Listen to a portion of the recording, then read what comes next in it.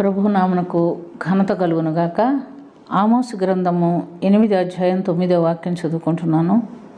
ప్రభు అయిన యెహోవా సెలవిచ్చినదేమనగా, ఆ దినమున నేను మధ్యాహ్న కాలమందు సూర్యుని అస్తంబము చేయుదును, పగటి వేళను భూమికి చీకటి కమ్మ చేయుదును. ఈ వాక్యం దాదాపు అందరూ కూడా గుడ్ ఫ్రైడే రోజు విని ఉంటారు. ప్రియమైనటువంటి దేవునులారా, యేసు ప్రభు ఈ లోకంలోని రాకమునిపై దాదాపు 700 చిల్లర సంవత్సరాల క్రిందటనే ఆమోసు భక్తుడి ద్వారా దేవుడిచ్చినటువంటి ప్రవచనం ఇక్కడ మనం చూస్తున్నాం. ఈ ప్రవచన నెరవేర్పు మత్తయి సువార్త 27:45లోను, మార్కు సువార్త 13:23లోను మనం చూస్తున్నాం.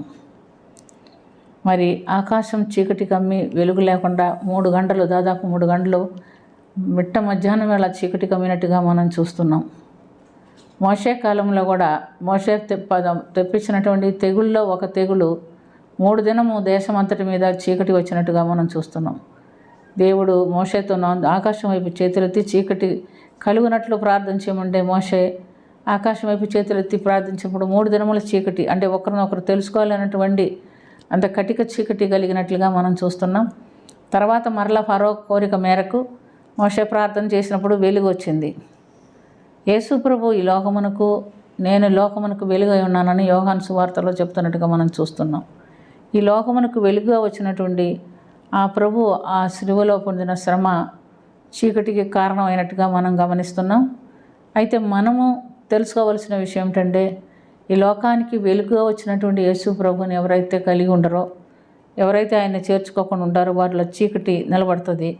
మన క్రియలు దేవునికి పనికి వచ్చేవి ఉండాలి. ఎవరిలో అయితే చీకటి క్రియలు ఉంటుందో వారిలో దేవుని వెలుగు ఉండవు కనుక మనం చాలా జాగ్రత్తగా గమనించుకోవాలి. ఎందుకంటే యేసు ప్రభులో ఎలాంటి చీకటి లేదు, ఆయనలో ఉన్న వాక్యమే వెలుగై ఉండేనని మనం చూస్తున్నాం. యోహాను సువార్త 1వ అధ్యాయము 1 నుంచి 5 వాక్యాల్లో మనం గమనించినట్లయితే, ఆది యందు వాక్యం ఉండెను, వాక్యము దేవుని యొద్ద ఉండెను, వాక్యమే దేవుడై ఉండెను, సమస్తము ఆయన మూలముగా కలిగెను, కలిగిని ఉన్నది ఏదియు ఆయన లేకుండా కలగలేదు, ఆయనలో జీవం ఉండెను, ఆ జీవం మనుషులకు వెలుగై ఉండెను, ఆ వెలుగు చీకట్లో ప్రకాశించుచుండెను కానీ చీకటి దానిని గ్రహించకుండా ఉండెను ఆయన అని మనం చూస్తున్నాం.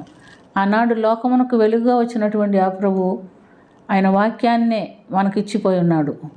ఈనాడు ఏ చీకటి మనల్ని ఆపరించిన, చీకటి అనగా పాపము, ఏ చీకటి మనలో ప్రవేశించినా దాన్ని పారదోలంటే దేవుని వాక్యం ద్వారానే వీలవుతుంది.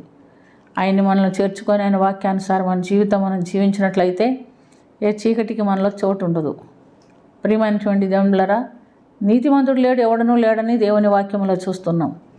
అయితే క్రీస్తునందు విశ్వాసం ఉంచడం ద్వారా ఉచితముగా నీతిమంతులుగా తీర్చబడుతున్నామని కూడా చూస్తున్నాం.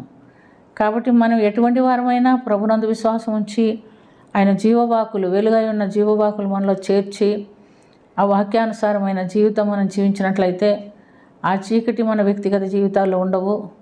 మనము ఈ లోకానికి చీకటిగా ఉండం, మనం కూడా ఈ లోకానికి వెలుగుగా జీవించేదానికి దేవుడు మనకు సహాయము చేస్తాడు. కాబట్టి ఏ చీకటి మనల్ని ఏలకూడదు, ఏ చీకటి మన జీవితాల్లో ఉండకూడదు అని తీర్మానం తీసుకొని వెలుగైన ప్రభుని మన హృదయంలో చేర్చుకొని ఈ లోకానికి మనం కూడా వెలుగు ఇచ్చేవారుగా ప్రభు చెప్తున్నాడు కదా. మత్తయి సువార్త 5:14 ఏం చెప్తున్నాడంటే, మీరు లోకమునకు వెలుగై ఉన్నారని చెప్తున్నారు. మనమే లోకమునకు వెలుగు. అయితే మనమే పాపంలో జీవిస్తే మనం వెలుగును ఎవరికి చూపించలేము, వెలుగు ఇవ్వలేము. అంటే మనం దేవునికి శిష్యులుగా, దేవుని బిడ్డలుగా, లోకానికి వెలుగిచ్చే బిడ్డలుగా ఈ లోకంలో జీవించినట్లుగా దేవుడు ఆ చీకటిని గురించి మనకు హెచ్చరిక ఇస్తున్నాడు. కాబట్టి చాలా జాగ్రత్తగా మన ఆత్మీయ జీవితం వెలుగులో నడిపించుకున్నట్టుగా ప్రభు సన్నిధిలో ప్రార్థన చేసుకుందాం. ప్రేమ కలిగిన తండ్రి, మీరు సిలువ బాధలు అనుభవించినప్పుడు 3 గంటల వేళలో చీకటి భూమిని ఆవరించినట్టుగా మేము చూస్తున్నాం. మేము పాపం చేసినప్పుడు మా జీవితాల్లో చీకటి ఆవరించి నిన్ను బాధ పెట్టే వారంగా ఉంటాము. మేము నిత్య జీవనకు వారసులం కాలేము. అయితే మాలో ఎవరిలోనూ చీకటి ప్రవేశించకుండా లేదా పాపం నిలిచి ఉండకుండా నీ వాక్యపు వెలుగులో మమ్మల్ని సరిచేసుకొని నీ కొరకు మేమును జీవించుటకు సహాయం చేయమని, లోకమునకు వెలుగుగా ఉండేటటువంటి మనుషులుగా మమ్మల్ని సిద్ధపరచమని యేసుక్రీస్తు పుణ్యనామమున అది మిక్కిలి వినయంతో అడిగి వేడుకొనుచున్నాము తండ్రి. ఆమేన్.